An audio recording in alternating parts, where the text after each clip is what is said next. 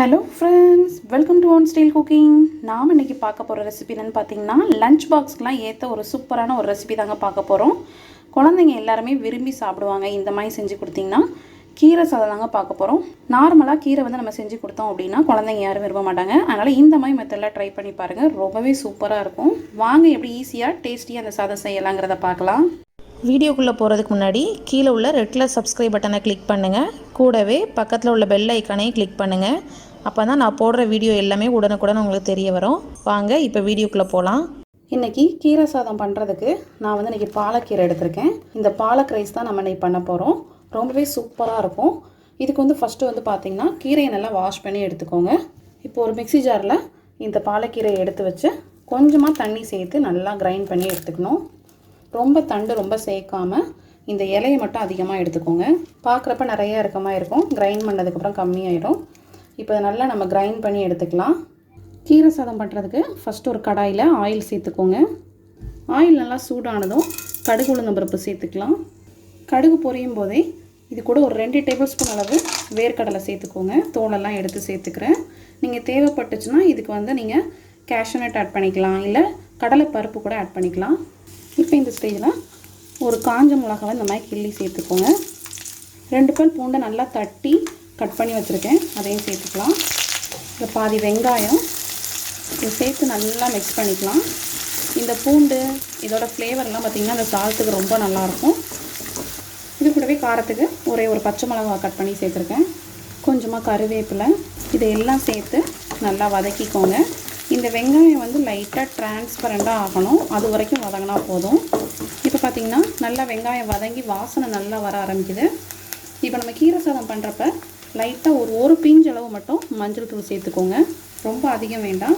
இந்த மாதிரி சேர்க்குறப்ப உங்களுக்கு கலர் வந்து நல்லா உங்களுக்கு தூக்கி கொடுக்கும். இது லைட்டாக மிக்ஸ் பண்ணிவிட்டு இதில் வந்து நான் வந்து தக்காளி ஆட் பண்ண போகிறேன். ஒரு பாதி தக்காளி தான் எடுத்திருக்கேன். கூடவே இந்த சாதத்துக்கு தேவையான உப்பு சேர்த்துக்கலாம்.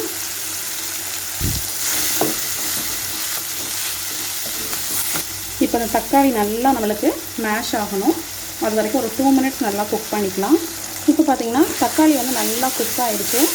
நல்லா இந்த மாதிரி மேஷ் பண்ணி விட்டுக்கோங்க. இந்த ஸ்டேஜ்லேயே வந்து பார்த்திங்கன்னா நம்ம கீரையை வந்து சேர்த்துக்கணும். இன்றைக்கி நான் பாலக்கீரை எடுத்திருக்கேன். இதே மெத்தடில் நீங்கள் வந்து வேறு எந்த கீரைனாலும் சேர்த்துக்கலாம். கீரையை வந்து பச்சையாக நம்ம அரைச்சி சேர்த்ததுனால இது நல்லா குக் ஆகணும். இந்த மாதிரி செஞ்சு கொடுத்தப்ப குழந்தைங்க வந்து ரொம்ப விரும்பி சாப்பிடுவாங்க இந்த கீரை சாதத்தை. நீங்கள் லஞ்ச் பாக்ஸ்க்கு இல்லை வீக்லி ஒன்ஸ் வந்து நீங்கள் இந்த மாதிரி ரெசிபி வந்து ஃபாலோ பண்ணி கொடுத்தீங்கன்னா ரொம்ப ஹெல்த்தியாகவும் இருக்கும், டேஸ்ட்டாகவும் விரும்பி சாப்பிடுவாங்க. இப்போ வந்து கீரையெல்லாம் சேர்த்து அந்த ஆயில் நல்லா பிரிஞ்சு வர்றது வரைக்கும் நம்ம வந்து குக் பண்ணணும். மூடி போட்டு குக் பண்ணாமல் ஓப்பன்லேயே வச்சு குக் பண்ணுங்கள். இப்போ பார்த்திங்கன்னா அந்த ஆயிலெல்லாம் நல்லா நமக்கு பிரிஞ்சு வந்திருக்கு. இந்த அளவுக்கு நல்லா நம்மளுக்கு குக் ஆகணும், இல்லைன்னா நம்மளுக்கு கீரையோட பச்சை வாசனை அடிக்கும். இது ரொம்பவே ஈஸியாக செஞ்சிடலாங்க, சட்டுன்னு நம்ம செய்யக்கூடிய ரெசிபி தான்.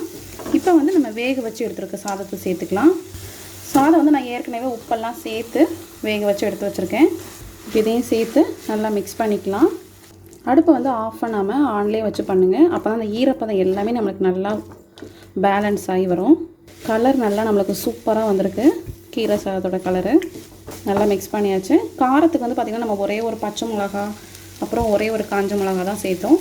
அந்த காரத்தை பேலன்ஸ் பண்ணுறதுக்காக கொஞ்சமாக மிளகுத்தூள் சேர்த்துக்கிறேன். இந்த பெப்பர் பவுடர் வந்து இந்த கீரை சாதத்துக்கு ரொம்ப நல்லாயிருக்கும், கண்டிப்பாக ட்ரை பண்ணி பாருங்கள் நீங்களும். இதையும் சேர்த்து நல்லா மிக்ஸ் பண்ணிக்கலாம். அவ்வளோதாங்க, நம்மளோட கீரை சாதம் சூப்பராக ரெடி ஆகிடுச்சு. ரொம்பவே சூப்பரான டேஸ்டான கீரை சாதம் நம்மளுக்கு ரெடி ஆகிடுச்சு. கண்டிப்பாக நீங்களும் இந்த ரெசிபி வீட்டில் ட்ரை பண்ணி பாருங்கள். இந்த ரெசிபி பிடிச்சிருந்துச்சுன்னா நம்ம சேனலை லைக் பண்ணுங்கள், ஷேர் பண்ணுங்கள், சப்ஸ்கிரைப் பண்ணுங்கள். இந்த வீடியோ பற்றின கமெண்ட்ஸையும் கமெண்ட் பாக்ஸில் தெரிவிங்க. நெக்ஸ்ட் ஒரு சூப்பரான டேஸ்டான ஒரு ரெசிபியோட மீட் பண்ணுறேன். தேங்க்யூ.